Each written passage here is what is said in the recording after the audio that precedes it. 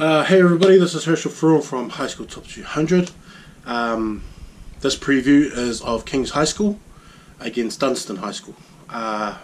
These guys play in the Otago competition in the Highlanders area.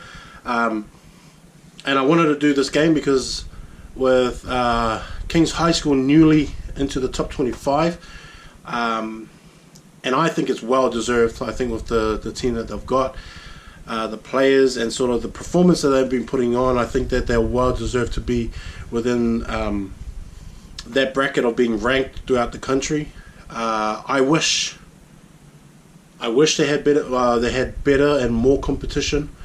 I mean, they go to Shirley and they beat St Andrews and John McGlashan and some and teams like that. But if that was me, I would love to see them up against like Napier Boys or Palmy or De La Salle College. I would want to see them against teams like that. Even St Pat's Town and I think Rongotai will be another good one for them to play.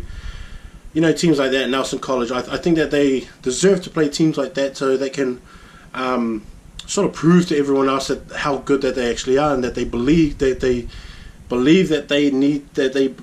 belong in this realm of the top teams in the country, and I believe that too. Like, I think that they're really good. They're a really good rugby side with a really good rugby program, and hopefully it continues and the boys keep going to Kings High School and not venture over to Otago Boys, because they pretty much got a lot of players to choose from anyway. So I hope this keeps going on. I think that Kings High School is a talented team with a very good program, and they got guys that can execute the plan that they want to play as well. So that's real important as well. Dunstan is a high school that is pretty small. I mean, like, I never knew what Dunstan High School was until I started this, and then I sort of started learning about what they were sort of about and the teams that they have and the boys that they have going there in Alexandria. And so, and I've been to Alexandria before, but I never knew that the school was there anyways. And so, like, it's been pretty interesting seeing a team like this grow. So this year they've got so many players back. I think they got something like 10 players back from last year, and so they had a really good year last year, and I think that this year was the year for them to carry that on. And I mean, they had Alex and James Poole come back, with Bo Meehan, Braden, Duncan, Max, Jack, Joseph and Nick, all in the back line. And so, like, all these guys, I thought that they would have a better start to the season, and they have been good, but I think they should have been a bit more convincing with the ones that they have. So I think that for Dunstan College, this is actually a better test for them rather than it is for Kings. Kings, on the other hand, to prove that they're in this upper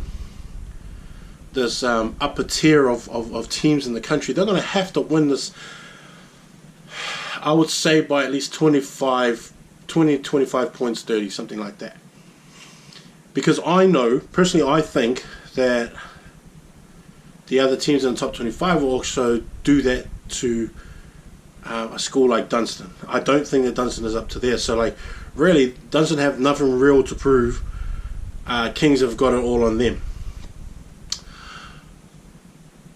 So the way that I see this happening is that just like when you play a better team, you don't have that pressure. You tend to either keep it real tight, or you tend to throw the ball around. For me, and in this game, I would probably throw the ball around if I was Dunstan. The reason why is that Thomas Howell, who's their number 8, Bo Meehan, who's the open side, along with Braden Lang and Duncan Dykes, Max Duncan, Jack Clark, who those two are in the midfield. I think that if these guys threw the ball around, played really loose, played not so much unconventional, but also without sort of a set pod plan of what you're going to do, but it is to keep the ball alive and keep the ball moving, I think that this would actually do it to a team like King's High School. So I think that once you have guys like Alex Redican and James Pole, like the two props who are pretty good runners. Like I think that, you know, maybe a little bit undersized, but I mean, you don't have to be the biggest guys to be good runners. You just have to make a difference in the way that you run the ball. So for me, I would get these guys in positions in terms of where they can be matched up against like halfbacks and first fives. So that it's sort of like an easier route for them to run, so they can get the defense to pretty much shift across to where they are and get everyone kind of sliding on a bit, and then you start throwing the ball around and looking for those gaps. Duncan at first five, I think, would be... see, I really like... I don't know, I've got this thing about Max Duncan. I think that he's a better ball distributor. At the same time, he keeps the ball in hand and chances his and backs himself when he sees a chance at an opening, and then he'll take it, and he's still smart enough and got the skills enough to let that ball fly when he knows that he's attracted enough defense, and so that he knows where to let the ball go and things like that.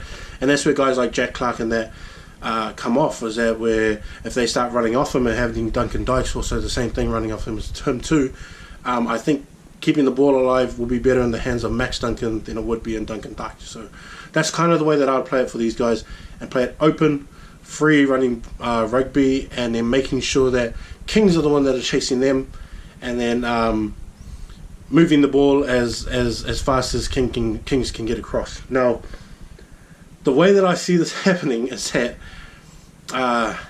Kings, I think, are going to go into this game and just going to try and bully these fellas. So like guys like Sebastian Bucker, guys like that will probably just go in and try and smash these guys over. Logan will probably be another one. The number 8 Logan will probably go in and try and smash these guys over as well, and just play the real bully rugby game plan. Now, I'm not saying that they can't do it, because they can, and they do have the players, but in terms of being smart about it, I don't think that's the way that you should go about it. So I would probably do sort of an old school sort of plan of doing it, where you just hang in your backs and forwards, because I think that they will be able to play it from the base of the ruck, having these one-off runners and having Tom and Dylan Tuddy and guys like that. Jack is another one. That guys like that, they can just take the ball from the base of the ruck and just run through and just get phased out of the way like that. And then once the ball kind of gets free and open and things like that, then you got guys like James Tupaidi and also Giovanni Leituala. I think those guys can just work one-on-one with their defenders and pretty much beat them. Like Max Duncan and Jack Clark are probably going to have the hardest time tomorrow, because they're going to have to mark James and Giovanni, and both of them can run, both of them can deliver a pass, both of them can create, both of them can have footwork and stuff like that. And both of them are really good defenders. Giovanni is also a pretty big hitter, so if Jack tries to come on, come running straight, he's going to get laid out. And I honestly think that Giovanni's only year 11, but I think he's going to lay him out, so it's not something that Jack would probably want to do. Josh Duff is probably another one at fullback that would probably want to come in and get involved as well, and it's just going to feel, I think it's going to be pretty easy for them, if they are left on these one-on-one situations, to beat their opposites with James and Giovanni, and then all the other guys around him. Matt Hasty is probably another guy on the wing, another young fella that probably come through as well, and he's probably going to collect a few tries if it goes all the way which Kings want it to happen. So Kings, just to keep it real simple, basically bully themselves to the line, wait for these one-on-one spacing situations, and then pass it out to the backs with Giovanni and James. Just get it in, and then do their thing. Dunstan, on the other hand, maybe play a bit loose, a bit unconventional, keep the ball alive, keep everything moving, play excited, things like that. But my prediction is probably going to have to go with Kings High School. If Kings High School don't mess around, and if they play to game plan. They don't get too far, and they don't think about the score and how much they're scoring, and they're more worried about getting their play complete and making sure they execute everything right, and don't worry about how much scores that they're ahead. They could take this out to a 40 plus game. I'm hoping that Kings High School take this game seriously, even though they're that much better, and I'm thinking of 42-10 to Kings.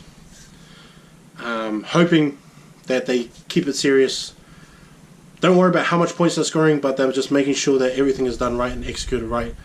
42-10 to Kings High School over Dunstan. That's my review. High School Top 200. Peace.